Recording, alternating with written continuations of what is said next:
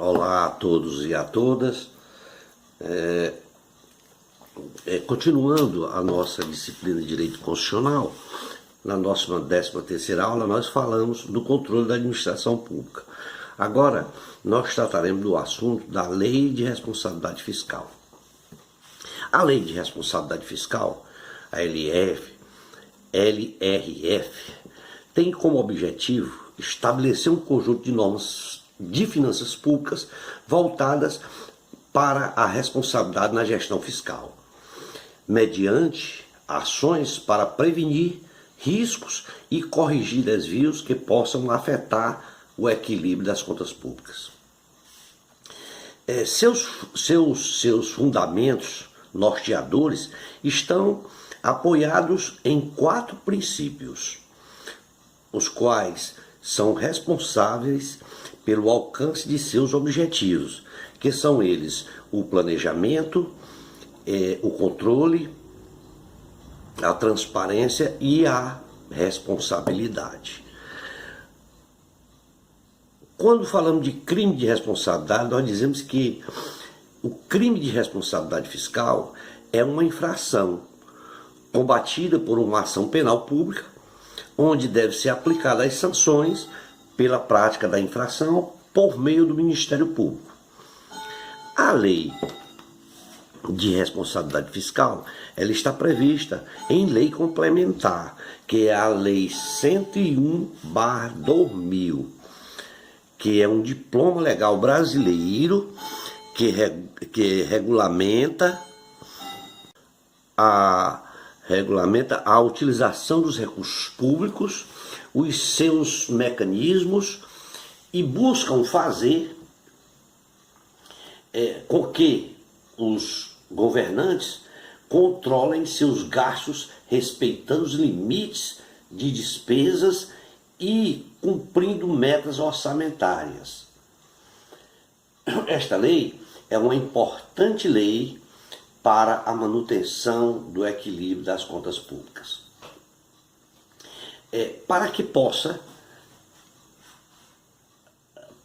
que possamos entender a Lei de Responsabilidade Fiscal, vale a pena lermos o seu primeiro artigo, o artigo 1º da Lei de Responsabilidade Fiscal, a Lei 101/2000, no qual ali estabelece normas de finanças públicas voltadas na gestão fiscal. Esta lei nos introduz de forma clara e precisa, concisa, certo? Os seus principais objetivos. No seu artigo 1º desta lei, ela estabelece normas também de finanças públicas voltadas para a responsabilidade na gestão fiscal, com amparo ali no capítulo 2 do título 6º da Constituição Federal.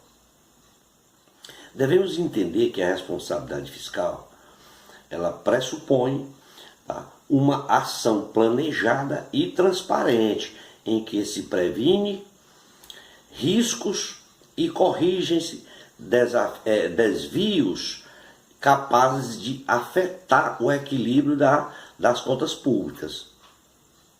Isso mediante o cumprimento de metas, de resultados entre receita e despesa, e a obediência a limites com o pessoal, certo?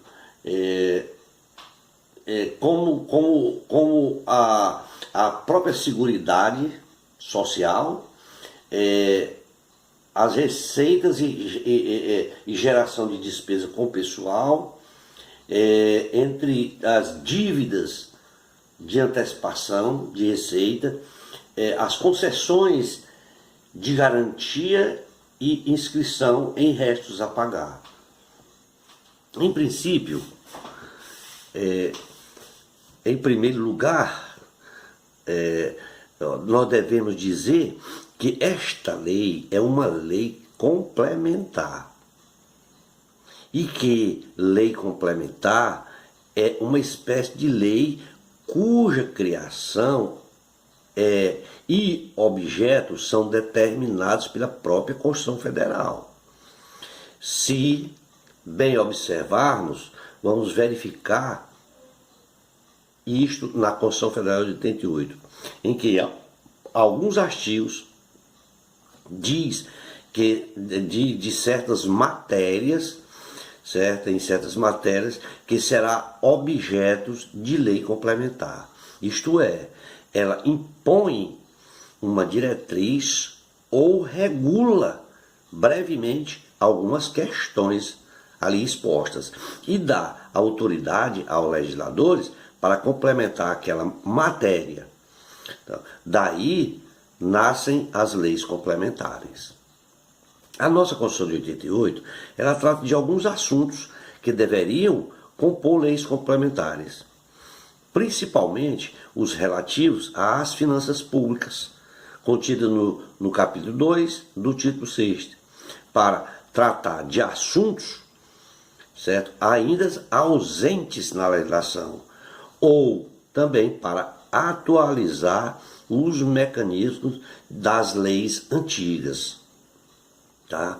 Ou o que a gente pode ver aí é que, por esta razão, nasceu então a Lei Complementar 101, ou Lei de Responsabilidade Fiscal.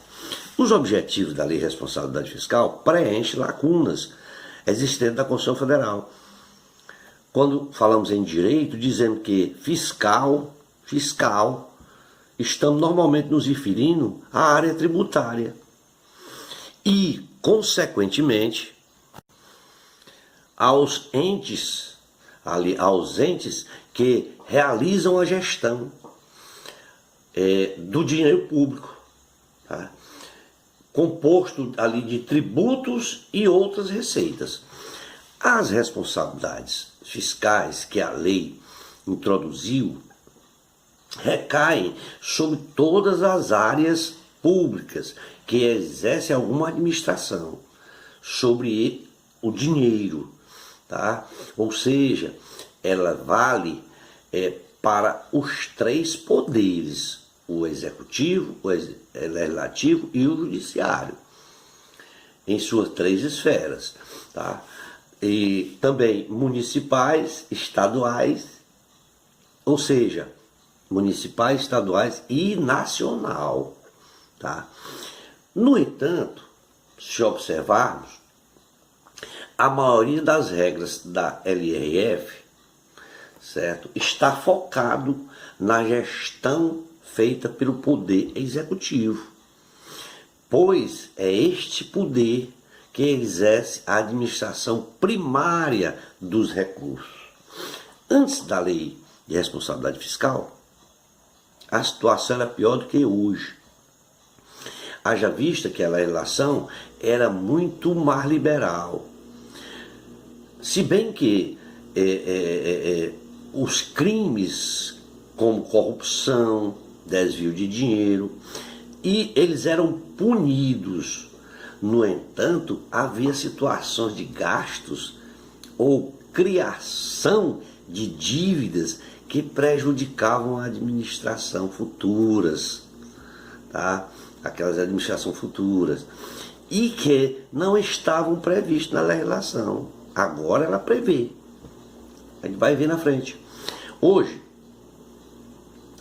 com o advento da Lei de Responsabilidade Fiscal, esta obriga a administração pública a cumprir os planos orçamentários e o respeito aos limites de despesas e de dívidas, adequando-se à própria capacidade arrecadatória, além de ter que cumprir com a finalidade determinada de determinadas verbas, como, por exemplo, não usando dinheiro reservado a uma área para outro tipo de despesa. Tá? Assim, a Lei de Responsabilidade Fiscal, ela funciona como um código de conduta dos administradores, que visa o equilíbrio das contas públicas e a utilização compromissada do orçamento. Os principais mecanismos da lei de responsabilidade fiscal é de ter uma atuação planejada, transparente, certo, dos administradores. E ele ali é assegurada, tá, por medidas de cumprimento obrigatório, como nos diz respeito, de respeito a determinados limites de despesas e a certos planos orçamentários.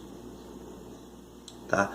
Em outra fase também vai refletir como mecanismo ali as punições.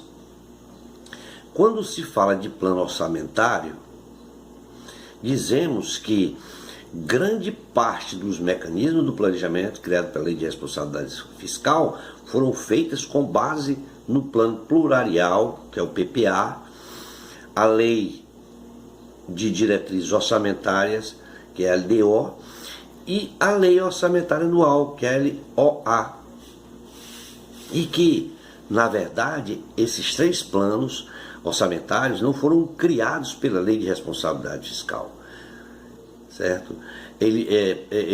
Posto que na própria Constituição já prevê, certo, esses planos de responsabilidade. A gente pode ver isto no artigo 165 da Constituição Federal. No entanto, a Lei de Responsabilidade Fiscal, além de criar novas normas que condicionam suas edições, ampliou as funções que cada uma desses planos, dando forças e importâncias à utilização planejada do orçamento. Esta inovação, ela é tão relevante que é impossível se falar de planos orçamentários sem fazer referência à própria Lei de Responsabilidade Fiscal. Quando dissemos PPA, Plano Plurianual, certo? LDO e LOA, tá? Nós dissemos que são projetos de lei que contêm o planejamento, certo, do uso que os governantes farão, tá, do orçamento em um determinado período de tempo. Esses planos são enviados pelo Poder Executivo ao Poder Legislativo para aprovação. Normalmente, eles são enviados até a metade de cada ano. No caso da PPA, ele é enviado uma vez a cada 4 anos. E tanto a PPA quanto a LDO contém diretrizes para o uso do orçamento.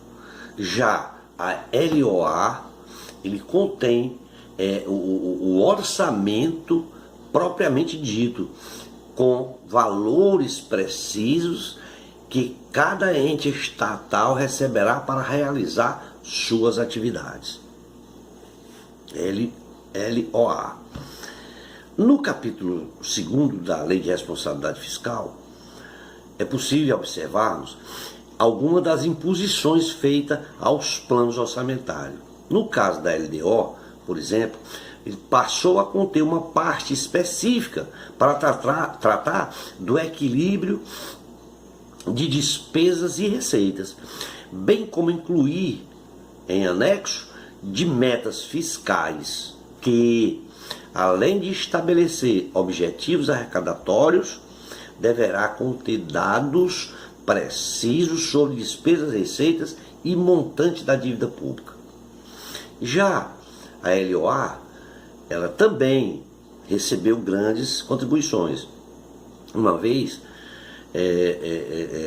que, por ser uma das mais significativas, que é a obrigação de estabelecer medidas de compensação quando houver renúncias de receita, de incentivos fiscais, por exemplo, tá?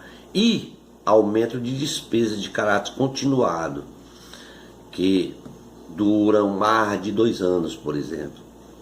Nessas medidas, é possível perceber o intuito da Lei de Responsabilidade Fiscal, que é valorizar o planejamento do dinheiro público e assegurar um balanço positivo, compensando despesas ou renúncias com receitas equivalentes.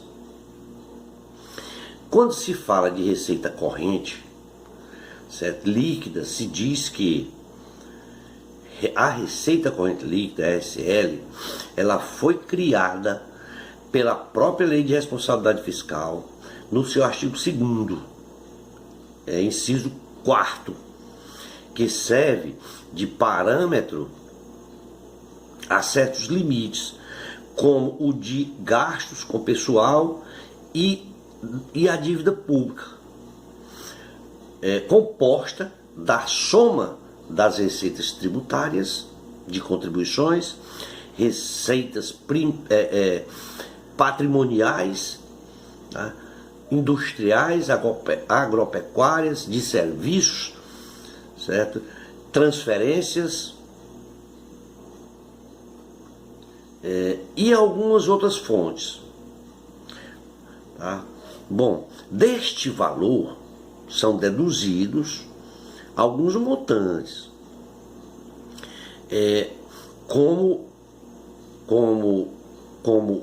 as transferências constitucionais, que são aqueles valores repassados pela União aos estados e municípios.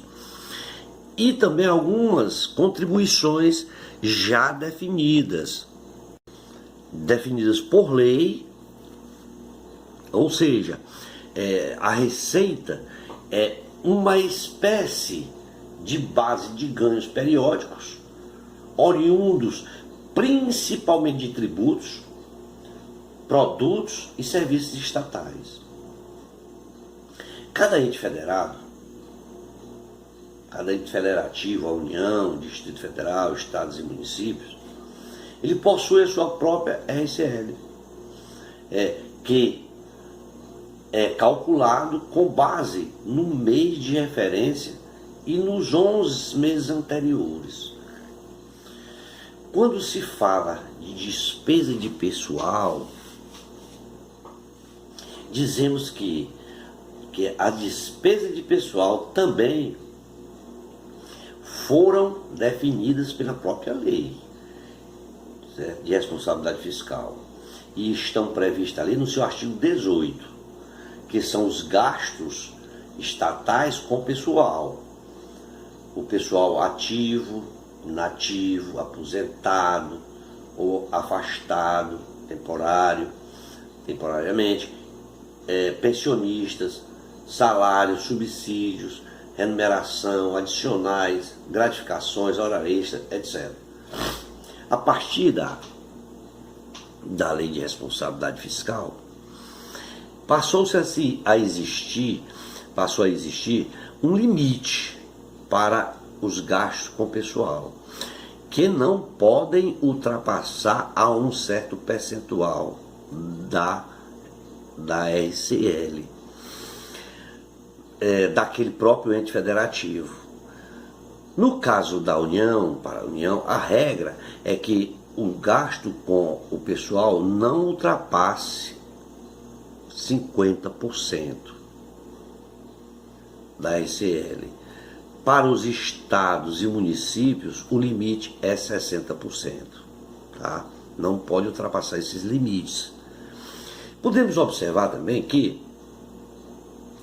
sem este limite, e com indicações para aumentar salários e vantagens de servidores públicos, indefinitivamente, o governo tenderia a se endividar para pagar o pessoal.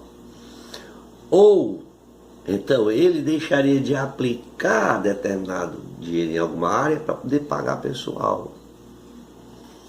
E, quando se fala de dívida pública, nós falamos que este é um outro assunto que diz respeito a limite, que usa como parâmetro à Receita Corrente Líquida, RCL, segundo a Lei de Responsabilidade Fiscal, como sendo dívida pública consolidada, correspondente, certo? Ela corresponde ao montante total, apurado sem duplicidade, das obrigações financeiras do ente da federação,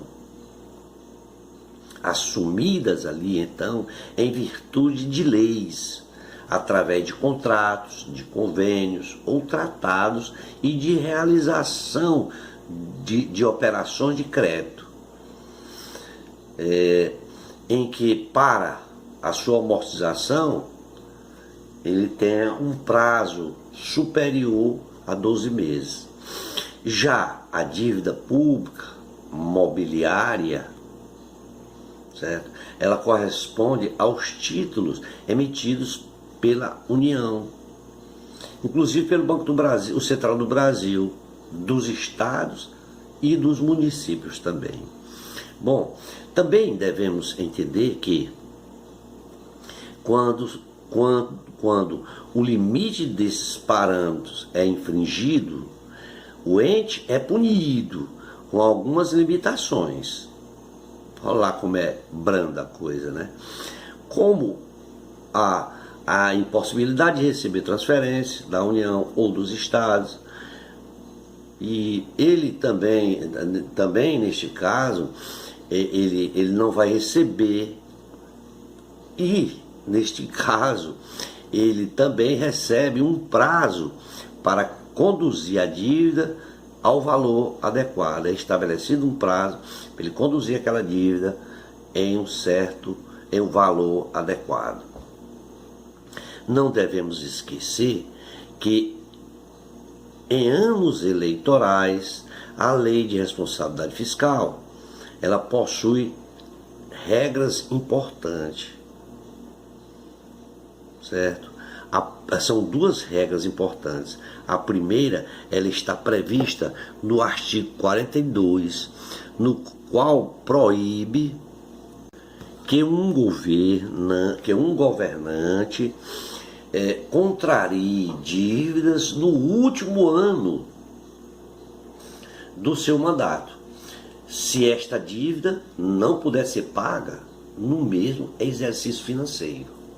Ou seja, existe a possibilidade de não haver caixa para pagar determinada dívida naquele exercício ou no exercício seguinte. A outra regra é proibir o aumento de gastos, tá?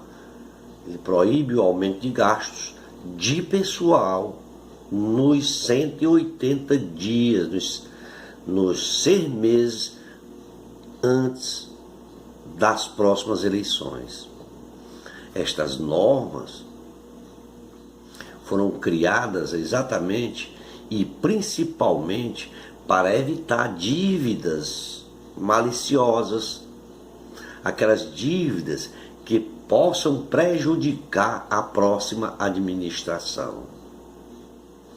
E quando se fala de finalidade de recurso, bom, esse mecanismo da finalidade do recurso é muito simples, mas também muito efetivo, tá? Essa finalidade tem o objetivo de assegurar o planejamento financeiro, a lei em que a Lei de Responsabilidade Fiscal venha a proibir que os recursos vinculados a uma finalidade específica, tá, não sejam utilizados em outro. Isto vale, inclusive, para o exercício seguinte, evitando irregularidades no planejamento e desvio de verbas públicas para objetivos diversos daquele para o qual elas foram prometidas. Passemos agora a falar das punições. As punições previstas na Lei de Responsabilidade Fiscal normalmente referem-se a proibições aplicadas ao ente para contratar, receber, empréstimo e transferência.